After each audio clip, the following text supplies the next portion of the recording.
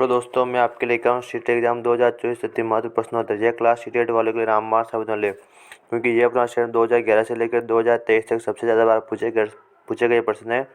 वही प्रश्न आज की वीडियो में लेके आए, तो वीडियो के अंतिम में और वीडियो शेयर करना ना भूलें, जिसमें दोस्तों फायदा मिल सके। इससे पहले हमारे चैनल पर जो सब्सक्राइब कर दें। चलो दोस्तों, आज की क्लास शुरू करते हैं।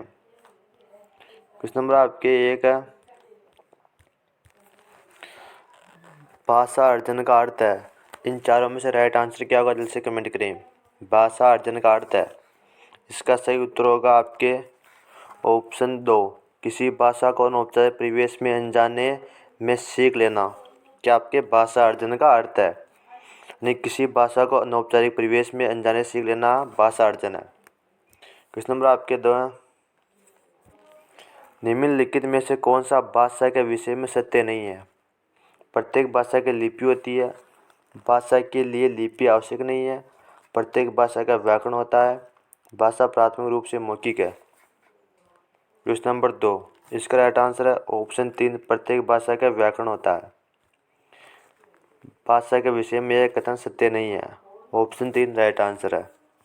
क्वेश्चन नंबर 3 आपके संविधान की 8वीं अनुसूची में शामिल है।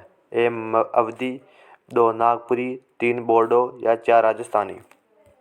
क्वेश्चन नंबर आपके हैं 3, इसका राइट आंसर है ऑप्शन 3, संविधान की 8वीं अनुसूची में बोडो शामिल है, यानी बोडो भाषा शामिल है। ऑप्शन 3 राइट आंसर है। क्वेश्चन नंबर 4 आपके, भाषा में किन्हीं ग्राह्य कौशल कहते हैं। भाषा में किन्हें ग्राह्य कौशल कहते हैं।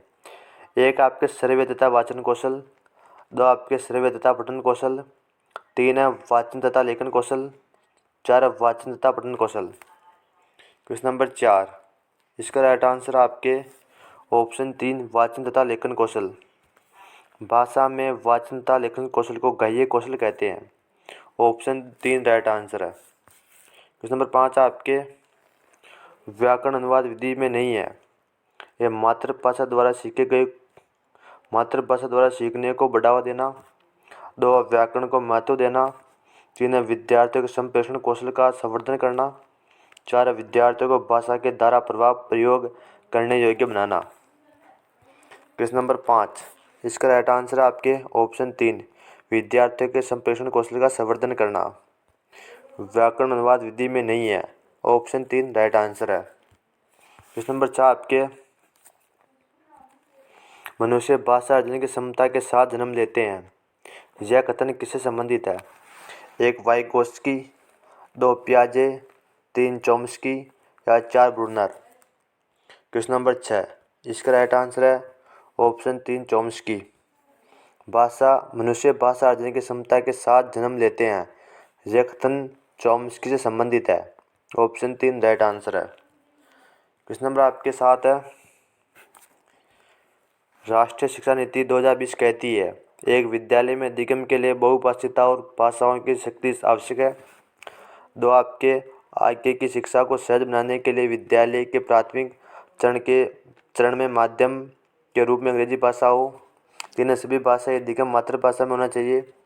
4 बच्चों को अपनी रुचि के अनुसार अनेक भाषाएं सीखनी चाहिए। क्वेश्चन नंबर 7, इसका राइट आंसर है ऑप्शन 1, विद्यालय। ऑप्शन ए राइट आंसर है इसका। ऑप्शन ए किसका, राष्ट्रीय शिक्षा नीति 2020 कहती है कि विद्यालय में अधिगम के लिए बहुभाषिकता और भाषाओं की शक्ति आवश्यक है। ऑप्शन ए राइट आंसर है। क्वेश्चन नंबर आपके 8 है, कथन अ और ब पर विचार कीजिए। भाषा चिंतन प्रक्रिया की से जुड़ी हुई है।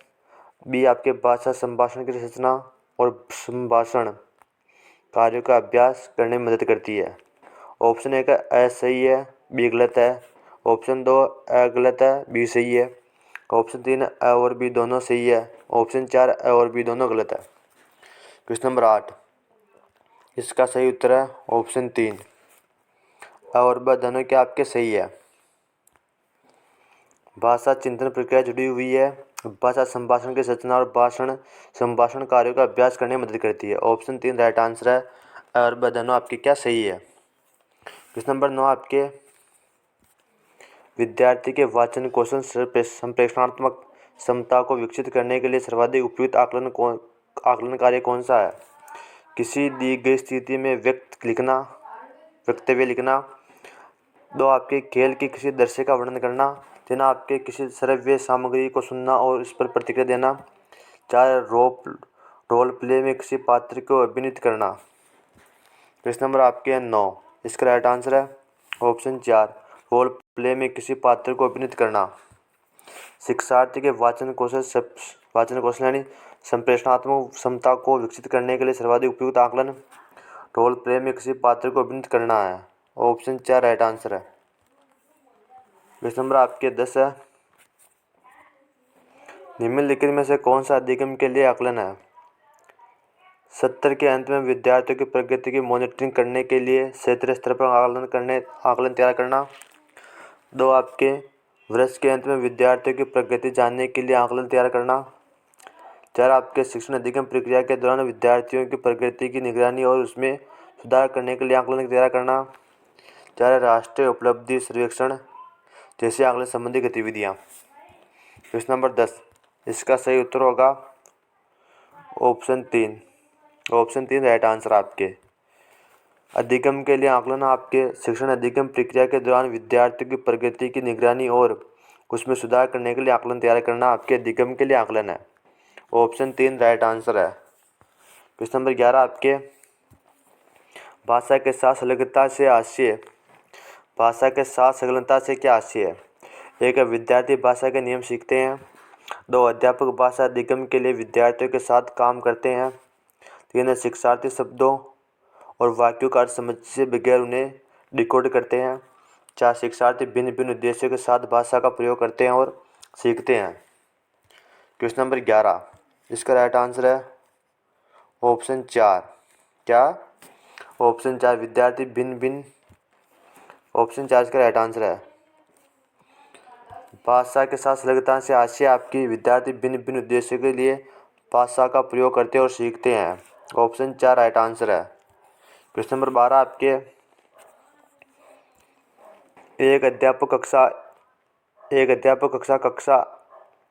कक्षा 1 में वर्णमाला के अक्षर लिखना सिखाती है। वह अक्षर लिखना सिखाने के लिए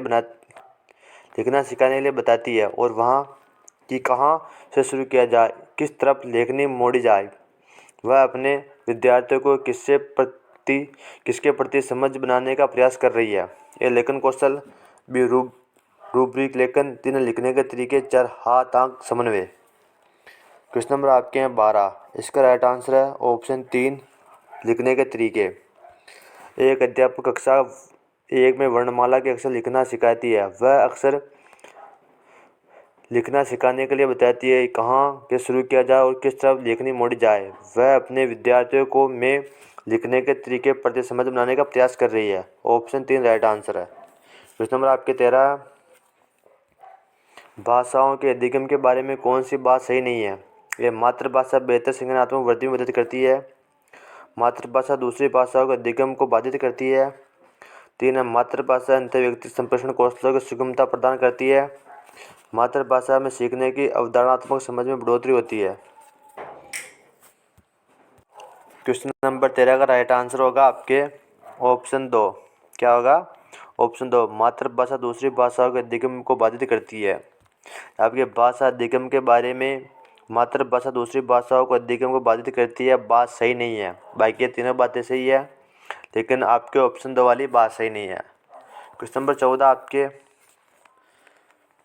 लेखन के किस उपागम को लिखने के द्वारा लिखना सीखना कह सकते हैं?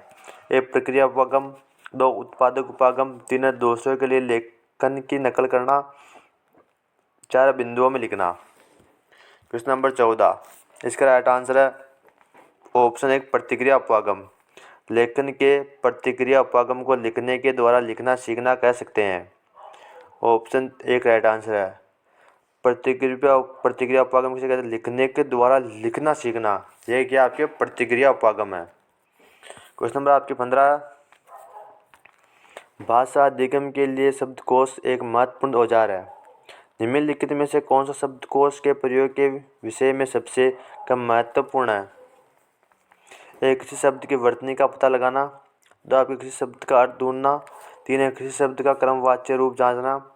4 आपके किसी शब्द के भाषा भेद की जांच करना। क्वेश्चन नंबर 15, इसका सही उत्तर है ऑप्शन 3, किसी शब्द का क्रमवाच्य रूप जानना। भाषा अधिगम के लिए शब्दकोश का एक महत्वपूर्ण औजार है। निम्नलिखित में से किसी शब्द का क्रमवाच्य रूप जानना शब्दकोश के प्रयोग के विषय में सबसे कम महत्वपूर्ण है। ऑप्शन 3 राइट आंसर है। आपको सही से बताना है कि आपने 15 में से कितने प्रश्न सही किए हैं। इसका उत्तर आप कमेंट में दें और वीडियो संबंधी कोई भी डाउट हो तो इसका उत्तर भी आप कमेंट में दे दें, जिसका सोल्यूशन हम आपके नेक्स्ट वीडियो में लेके आएंगे।